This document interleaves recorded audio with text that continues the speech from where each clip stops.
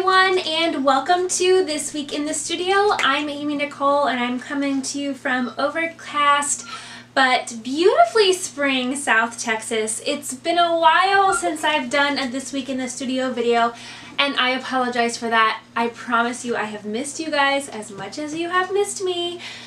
Things have been really busy at the day job. We're very short-handed, so I've been spending a little more time there recently than I like to, but that's just how things go. So we just roll with the punches and make do and get as much done as we can and sort of keep trucking along.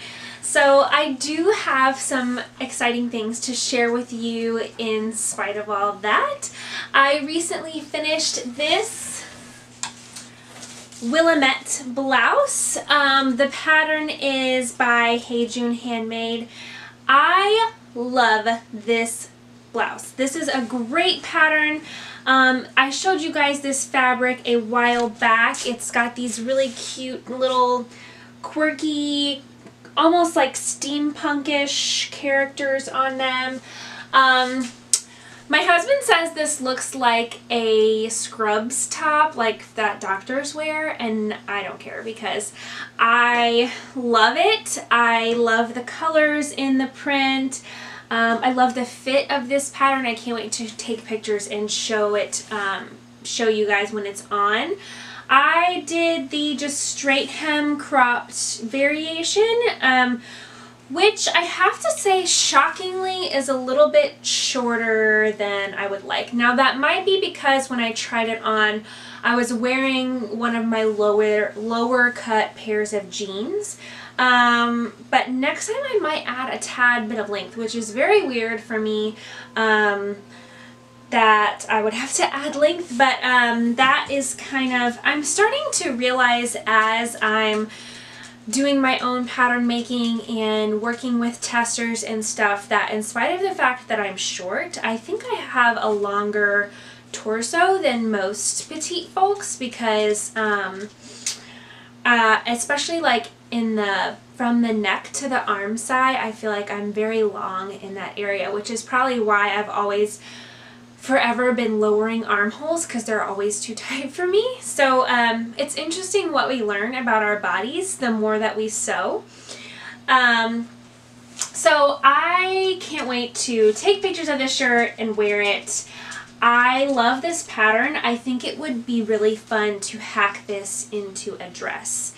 A little bit like, you know, a little bit of a Cali shirt dress look, maybe swing it out a little bit. I recently made the Morningside dress from French Navy that I haven't blogged yet, in this really cute linen, and I was hoping it would have a little bit more of a swingy shape than it does. It's still a great dress. It has some really fun ruffle detail on the sleeves, but I think this might be more of the shape I'm going for. So at some point I would love to hack this in a dress. I also have maybe like 1.5 yards of this fabric left, so I was kind of brainstorming. I was like, ooh, what can I make? And nothing really came to mind immediately, so I just, you know, folded it back in my stash. I'm gonna let it simmer in there for a little bit, and I'm sure the perfect project will come along. So super excited. This is a really light breezy top. It'll be great to wear with shorts or jeans. Shorts in the summer, well, spring I should say. I do not wear sleeves in the summer, it's too hot here. Or jeans in the fall. And I just love the fun quirky print on this almost like menswear inspired top. So super win. We'll definitely sew this again, and obviously you'll be hearing more about it whenever I do actually take pictures of it with it on me and stuff like that. So which I do, I haven't started yet, but I still have a backlog of videos and things that I need to post for you guys, but I'm thinking of a new format for my handmade outfit posts, videos, so I'm excited to really implement those and get those going. I also was able to finish this whole pile of fresh underwear, and it feels so good. I showed you guys last time my gingham, my floral Madeline set over here, and my gingham Watson, and I shared a little bit about my underwear preferences. So I made a whole stack of thongs to completely replace everything in my underwear drawer, and you know that is like the best feeling. And this is all from scraps. I did have to order a bunch of this fold over elastic, and I just kind of traced a pair that I already had. I actually did that last time when I made a bunch, and I made a couple alterations to that pattern that I have, but it's just originally traced from a ready-to-wear pair that I had. So I'll just show you one at a time. So I do, let me find one that you can actually see. Good. So I just do the flat fold over elastic for the waist, and I line each side with the flat fold over elastic. I don't fold it over. I like the thicker band look, especially on the waistband.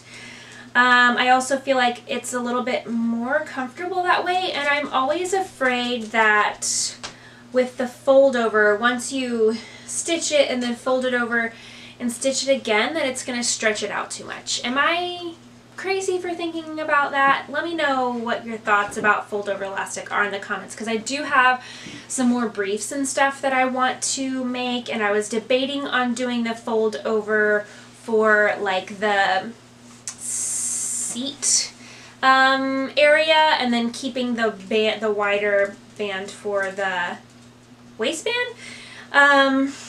So anyways, let me know what you guys think about that. And I still did, so these are all just the same. I just cut a whole bunch of stuff out of a whole bunch of knit scraps. I still did the little lining piece on the inside, serged everything, and then just zigzagged it onto the elastic. So I'm really, really excited to incorporate these all into my underwear drawer.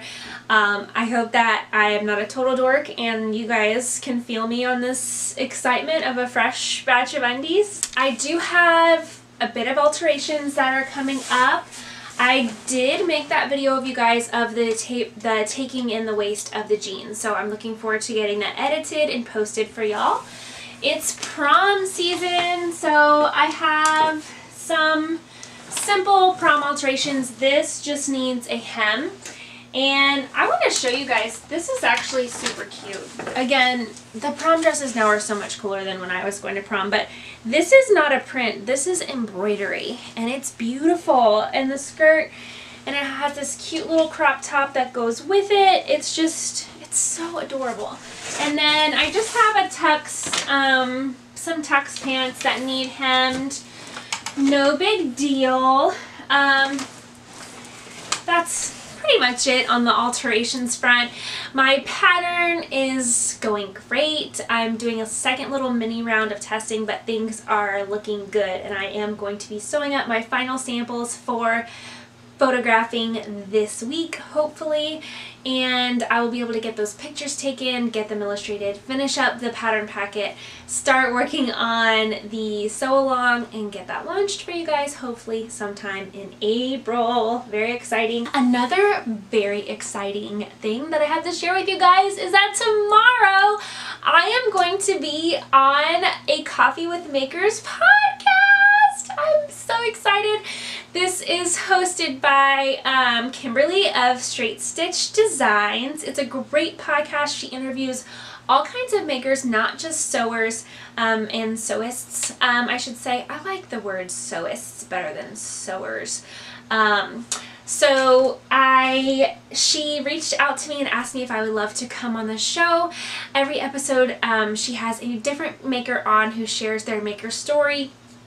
Kimberly and I had an amazing conversation about our sewing practices. We talked a little bit about the year of slow sewing, about pattern making, about finding time in the sewing room, all that amazing stuff. I was on cloud 9 the entire time. It was like the best day ever. So I really hope that you guys will listen to the episode and look out for that. I will link to her Instagram page and I guess website, or I don't know if I can link to that podcast page on iTunes. I'm not 100% sure how all that will work.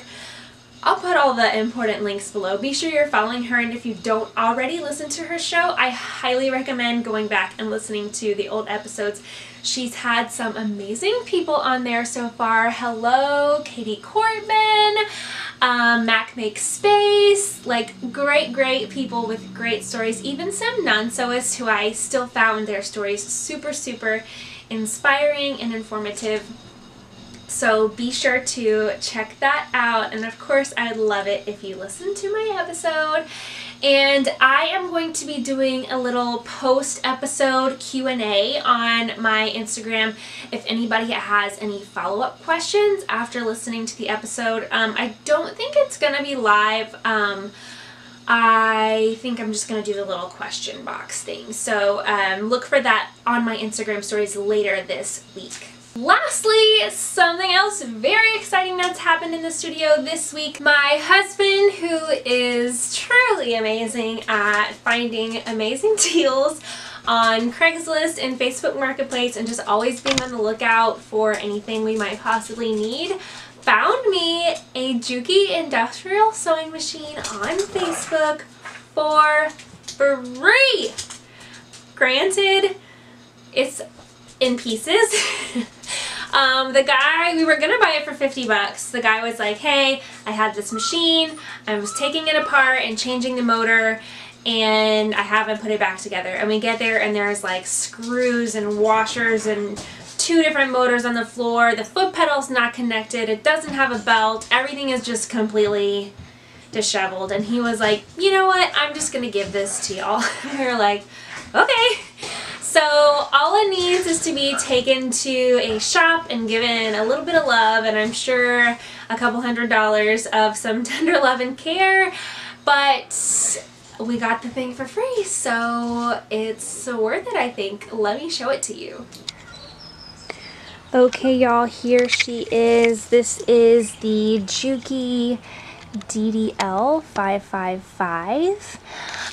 It is just a simple straight stitch machine, and as you can see, it's completely taken apart here. I have a whole box of pieces.